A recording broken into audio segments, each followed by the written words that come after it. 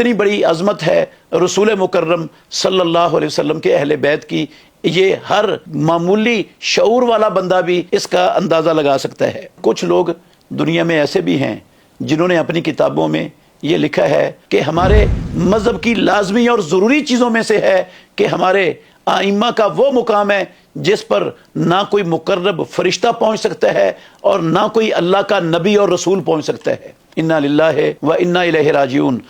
اس بات میں کوئی شک شبہ نہیں ہے کہ اولاد آدم میں محمد الرسول اللہ صلی اللہ علیہ وسلم سب سے افضل ہیں اور اللہ کے سب سے زیادہ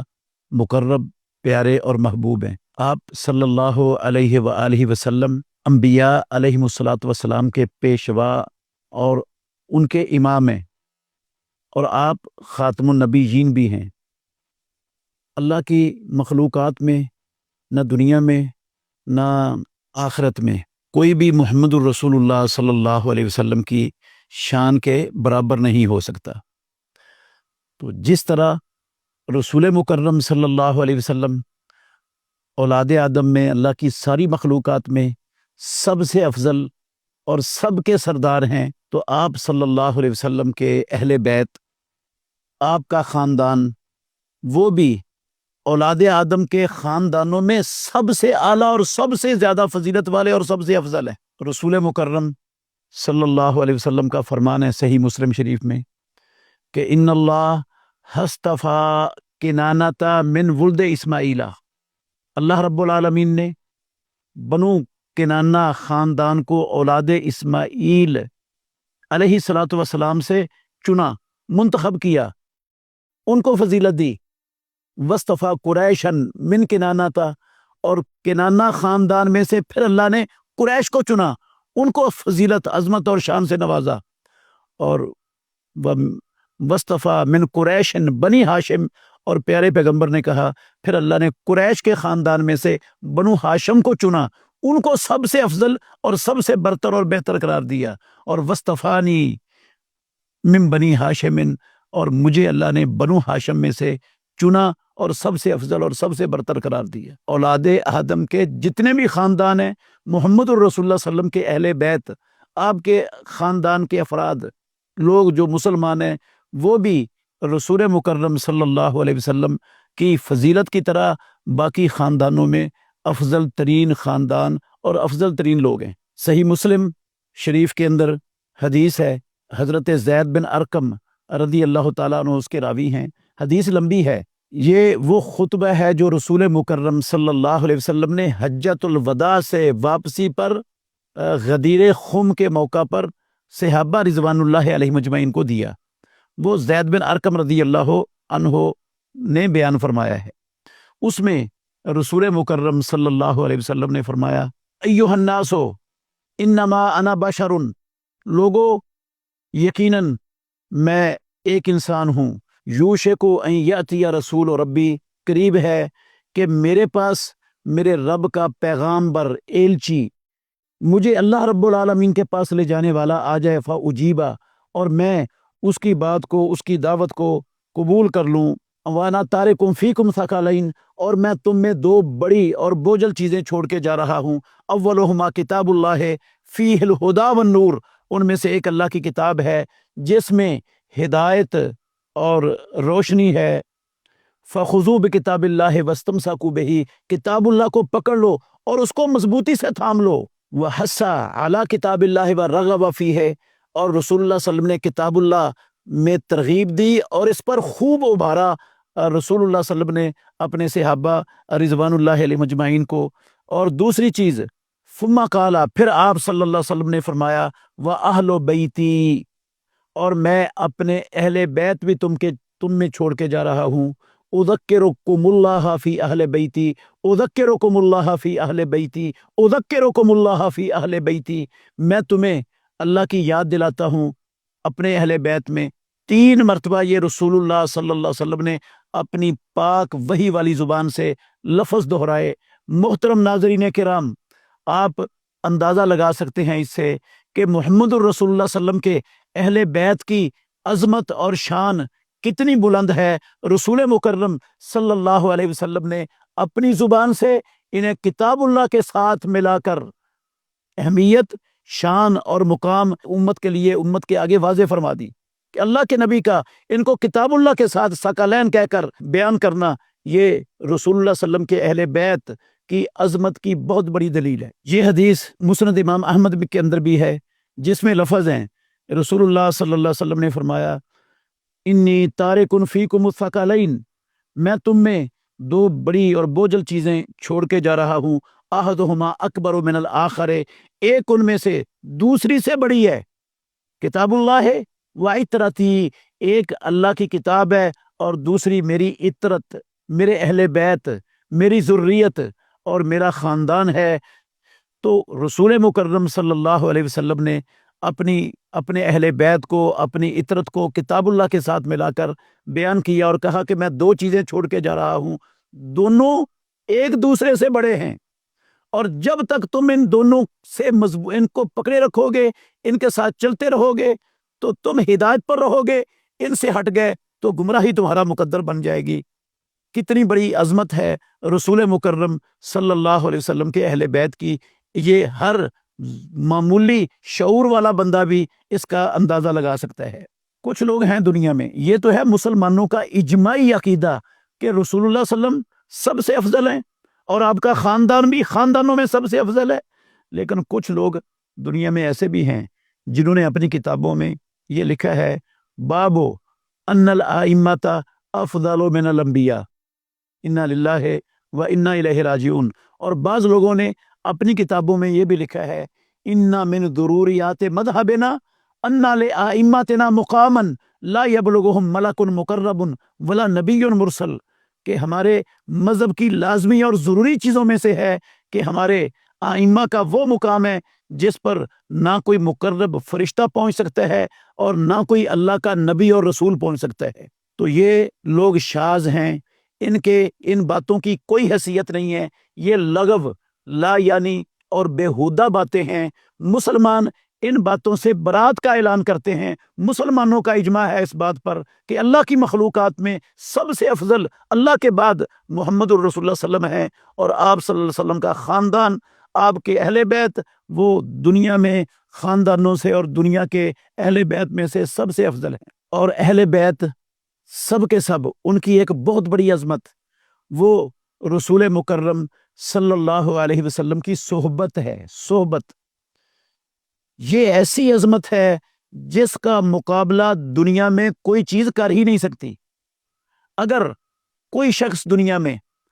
اللہ رب العالمین اس کو عمر نوح علیہ الصلوۃ والسلام عمر عطا کر دے، نوح علیہ الصلوۃ والسلام جتنی عمر، اور وہ ساری عمر اللہ رب العالمین کی عبادت میں گزار دے، تو وہ ساری عمر اللہ کی عبادت کر کے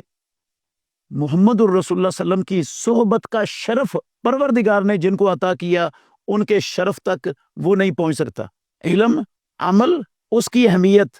اپنی جگہ پر، لیکن علم اور عمل اس کی سرحد محمد الرسول اللہ صلی اللہ علیہ وسلم کی صحبت کے سے بہت نیچے اور بہت پیچھے رہ جاتی ہے۔ رسول مکرم صلی اللہ علیہ وسلم سے جو لوگ ملے، جن سے آپ صلی اللہ علیہ وسلم کی ملاقات ہوئی ایمان کی حالت میں، اور وہ ایمان کی حالت میں دنیا سے چلے گئے، انبیاء علیہ الصلوۃ والسلام کے بعد، یہ ہمارا ایمان ہے، انبیاء علیہ الصلوۃ والسلام کے بعد وہ اولاد آدم میں سب سے افضل ترین لوگ ہیں۔ ان میں اللہ کے نبی کے اہل بیت بھی آ گئے، اور پیارے پیغمبر محمد الرسول اللہ صلی اللہ علیہ وسلم کے سارے صحابہ بھی آ گئے، اور ادنا سے ادنا صحابی بھی آ گیا۔ اللہ اکبر! اللہ کے نبی کا ادنا سے ادنا صحابی بھی اس کے اندر آ گیا۔ ادنا سے ادنا صحابی کا مطلب ہے جس بندے نے محمد الرسول اللہ صلی اللہ علیہ وسلم سے ایک منٹ کے لیے، پوری زندگی میں صرف ایک منٹ کے لیے ملاقات کا اس کو موقع ملا، ایک منٹ کے لیے ملاقات کی، اسلام کی حالت میں تھا، آپ سے ملاقات ہو گئی، آپ کی نظر مبارک اس پر پڑ گئی، اور وہ اسلام کی حالت میں دنیا سے چلا گیا، یہ اولاد آدم میں انبیاء کے بعد سب سے افضل ہستی بن گئی۔ دنیا کے بڑے سے بڑے ولی، قطب، ابطال، غوث، سب جتنے بڑے ہیں سب مل کر اس ادنا صحابی کے درجے تک نہیں پہنچ سکتے، اور یہ شرف رسول اللہ صلی اللہ علیہ وسلم کے اہل بیت کو بھی اور پیارے پیغمبر کے تمام صحابہ کو ملا ہوا ہے، اور یہ شرف آسمانوں والے رب کی دین ہے۔ یہ شرف کسی کو کسی محنت سے، کوشش سے، کمائی سے اور کسب سے حاصل نہیں ہوتا، یہ پروردگار کی دین ہے، یہ ہر ایک کو نہیں ملتا۔ رسول مکرم صلی اللہ علیہ وسلم نے فرمایا ان اللہ اختارنی، مجھے اللہ رب العالمین نے ساری اولاد آدم میں سے سب سے زیادہ پسند کیا اور سب سے زیادہ درجہ دیا، واختار علی صحابا، اور میرے لیے اللہ رب العالمین نے خود صحابہ رضوان اللہ علیہم اجمعین کو پسند کیا اور اختیار کیا، تو ان کو چنا میرے لیے دنیا میں، اور ان میں سے میرے لیے وزراء بنائے، میرے مددگار بنائے، میرے رشتہ دار بنائے۔ رسول اللہ صلی اللہ علیہ وسلم کے اس حدیث میں لفظ ہیں فمن سبہم، جو ان کی تنقیص کرے، ان کے اوپر تبرہ کرے، ان کو برا بلا کہے، فعلیہم لعنت اللہ والملائکۃ والناس اجمعین، تو اس پر اللہ کی بھی لعنت، اللہ کے سارے فرشتوں کی بھی لعنت، تمام لوگوں کی بھی لعنت، لا یقبل منہ صرف ولا عدل، اس کی کوئی فرضی عبادت اور کوئی نفلی عبادت پروردگار قبول ہی نہیں کرے گا۔ اندازہ لگائیں محمد الرسول اللہ صلی اللہ علیہ وسلم کے اہل بیت، آپ کی دعوت پر لبیک کہنے والے آپ کے صحابہ، ان کی عظمت کا کہ جو ان کا بغض اپنے دل میں رکھتا ہے، ان پر تان کرتا ہے، ان کی تنقیص کرتا ہے، ان کی توہین کرتا ہے، ان پر زبان چڑھاتا ہے، زبان درازی کرتا ہے، ان کی لغزی بشری لغزشوں کو اٹھا کر جو ہے نا لوگوں کے اندر پھیلاتا ہے، تو رسول مکرم صلی اللہ علیہ وسلم ایسے لوگوں کے لیے کیا وعید سنا رہے ہیں کہ اللہ کی بھی لعنت، فرشتوں کی بھی لعنت اور تمام لوگوں کی بھی لعنت، اور اس کی فردی نفلی کوئی عبادت ہی قبول نہیں۔ یہ شرف اللہ رب العالمین نے محمد الرسول اللہ صلی اللہ علیہ وسلم کے اہل بیت کو اور آپ صلی اللہ علیہ وسلم کے تمام صحابہ کو عطا فرمایا ہے۔ پھر غور کریں، یہ صحابہ اور آپ کے اہل بیت، وہ مقام، وہ عظمت، وہ شان اللہ نے ان کو دی ہے کہ ان کے لیے اللہ نے اپنی ہمیشہ کے لیے رضامندی کا سرٹیفکیٹ قرآن میں نازل کر دیا اور انہیں جنتی قرار دے دیا۔ رب العالمین نے خود قرآن مجید میں سورہ توبہ میں اللہ نے فرمایا والسابقون الاولون من المہاجرین والانصار، سبقت لے جانے والے، پہل کرنے والے مہاجرین میں سے اور انصار میں سے، والذین اتبعوہم، اور وہ لوگ جو ان سابقون الاولون مہاجرین و انصار کی پیروی میں آئے، ان کے پیچھے چلے، والذین اتبعوہم بإحسان، احسان کے ساتھ ان کے پیچھے چلے، رضی اللہ عنہم ورضوا عنہ، اللہ ان سے راضی ہو گیا اور وہ اللہ سے راضی ہو گئے، وأعد لهم جنات تجری تحتها الانہار، اور اللہ نے ان کے لیے جنتیں تیار کر دیں جن کے نیچے سے نہریں بہ رہی ہیں، جن جنتوں میں ہمیشہ ہمیشہ رہیں گے، وذالک الفوز العظیم، اللہ نے کہا یہ بہت بڑی کامیابی ہے۔ تو اللہ مالک الملک نے رسول اللہ صلی اللہ علیہ وسلم کی صحبت کا شرف پانے والے صحابہ رضوان اللہ علیہم اجمعین، آپ کے اہل بیت، آپ کا خاندان، آپ کی اطرت، یہ شان اور مقام اللہ نے دیا ہے کہ ان کے لیے دنیا میں اللہ رب العالمین نے اپنی رضامندی کا سرٹیفکیٹ دے دیا اور جنت کا سرٹیفکیٹ دے دیا، اور یہ رضامندی کوئی ہنگامی طور پر نہیں تھی، یہ رضامندی کوئی عارضی وقت کے لیے نہیں تھی، یہ ہمیشہ کے لیے ہے، جس کی بنیاد اللہ رب العالمین نے ہجرت اور نصرت کو بنایا ہے۔ رسول اللہ صلی اللہ علیہ وسلم کی ہجرت اور نصرت، یہ جو دو وصف ہیں نا، جن کی بنا پر پروردگار نے ان کے لیے رضامندی کا اعلان کیا ہے اور ہمیشہ جنت ہونے کا اعلان کیا، یہ دائمی ہے۔ ان دو اوصاف کو ان سے کبھی بھی کوئی جدا نہیں کر سکتا۔ جب یہ دو اوصاف جدا نہیں ہو سکتے تو پروردگار نے جو گارنٹی دی ہے، جو سرٹیفکیٹ دیا ہے، اس سے بھی ان کو کبھی کوئی جدا نہیں کر سکتا۔ سوال پیدا نہیں ہوتا کہ پروردگار کبھی بھی ان ہستیوں سے ناراض ہو اور کبھی بھی یہ اللہ اور اللہ کے رسول کے طریقے سے ہٹ جائیں اور اس کے دین کو چھوڑ دیں، جن کے لیے اللہ رب العالمین نے سرٹیفکیٹ دیا ہے رضامندی کا۔ کیا پروردگار کو نہیں پتا تھا کہ ان میں سے بعض لوگ اسلام سے پھر جائیں گے؟ اللہ ان کو جنت کا سرٹیفکیٹ دے رہا ہے، ان کے لیے ہمیشہ کے لیے رضامندی کا سرٹیفکیٹ نازل کر رہے ہیں۔ تو جو لوگ، لعنت ہے ایسے لوگوں پر یقینی طور پر جو ان ہستیوں کو، جن کو اللہ نے دائمی رضامندی اور دائمی جنت کے لیے کا اعلان کر دیا، جو ان کی تنقیص کرتا ہے، توہین کرتا ہے اور ان پر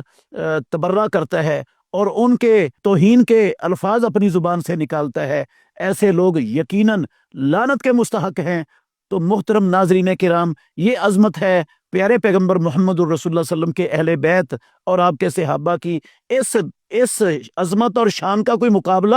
دنیا میں کوئی چیز کر ہی نہیں سکتی۔ اور پھر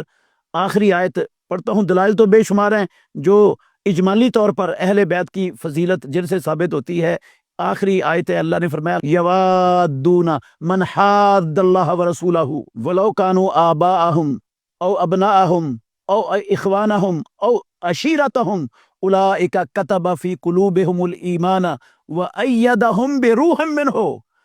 اللہ رب العالمین نے ان کے دلوں میں ایمان کو لکھ دیا، نقش کر دیا پروردگار نے ان کے دلوں میں ایمان کو، اور اللہ رب العالمین نے روح کے ساتھ ان کی مدد اور ان کی تائید کی ہے۔ وَيُدْخِلُهُمْ جَنَّاتٍ تَجْرِي، اور اللہ رب العالمین ان کو جنتوں میں داخل کرے گا جن جنتوں کے نیچے نہریں بہ رہی ہیں، خالدین فیہا، جن میں ہمیشہ رہنے والے ہوں گے۔ رضی اللہ عنہم ورضوا عنہ، اللہ ان سے راضی ہو گیا اور وہ اللہ سے راضی ہو گئے۔ اولئک حزب اللہ، یہ اللہ کی جماعت ہے۔ الا ان حزب اللہ ہم المفلحون، خبردار اللہ کی جماعت ہی کامیاب ہونے والے۔ اس آیت کے سب سے پہلے مصداق وہ صحابہ رضوان اللہ علیہ مجمعین اور آپ کی آل اہل بیت الطیبین الطاہرین، وہ سب کے سب سے اولین اس میں داخل ہیں۔ اللہ رب العالمین نے تعریف کی ہے کہ دو چیزیں، اللہ اور آخرت پر ایمان اور اللہ کے دشمنوں کے ساتھ دوستی اور محبت، یہ کبھی انسان میں اکٹھے نہیں ہو سکتے۔ اگر منافقین اس بات کا دعویٰ کرتے ہیں کہ ان کا اللہ اور اللہ کے رسول پر ایمان ہے اور وہ کافروں سے دوستی اور محبت بھی رکھتے ہیں، تو وہ اپنے ایمان میں جھوٹے ہیں۔ تو جو ایمان والے ہیں وہ اللہ اور اللہ کے رسول سے دوستی رکھتے ہیں، اور جو اللہ کا دشمن ہے،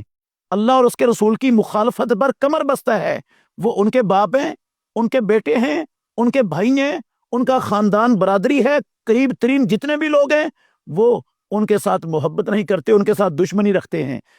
تاریخ شاہد ہے، بڑی پڑی ہے تاریخ ایسے بے شمار واقعات سے، ایسی مثالوں سے جو پیش کی جا سکتی ہیں کہ صحابہ رضوان اللہ علیہ مجمعین نے اللہ اور اللہ کے رسول کی مخالفت کرنے والے لوگوں کو، جو مخالفت میں آئے، خواہ وہ ان کے باپ تھے، ان کے بھائی تھے، ان کے بیٹے تھے، ان کے خاندان کے قریبی لوگ تھے، ان کو قتل کرنے میں یا ان کو گرفتار کرنے میں کوئی دریغ نہیں کیا۔ تو اللہ رب العالمین نے ان کے لیے اپنی رضامندی لکھ دی، ان کو جنت کا سرٹیفکیٹ دے دیا۔ ان میں رسول اللہ صلی اللہ علیہ وسلم کے اہل بیت اور پیارے پیغمبر کے تمام صحابہ آتے ہیں۔ اب دیکھیں،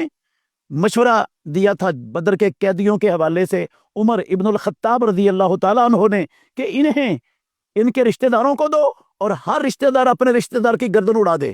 اللہ رب العالمین کو فاروق اعظم رضی اللہ تعالیٰ عنہ کا یہ مشورہ بہت پسند آیا، اور